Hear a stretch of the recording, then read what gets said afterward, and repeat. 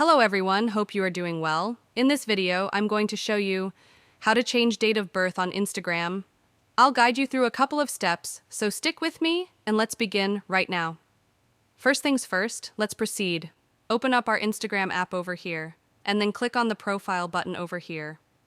Once on this page, tap Edit Profile, and you'll see at the very bottom of the screen it says Personal Information Settings. So go ahead and tap on that, or phone number associated with your account. And as you can see at the very bottom, it shows my birthday. If you can't change your birthday by going through this process, and if your Facebook account is linked to your Instagram account, you'll need to go over to Facebook to change your date of birth. So if you exit out of this and go into Facebook, you can tap these three lines up top here, and then select your profile icon, and then go to Edit Profile, and then scroll down to the very bottom. You'll see Edit Your About Info.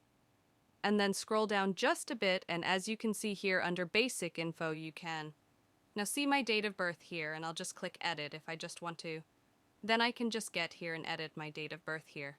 And that will also integrate it to Instagram so simply when you've linked your Facebook and Instagram accounts together. You just have to update your birth date on Facebook.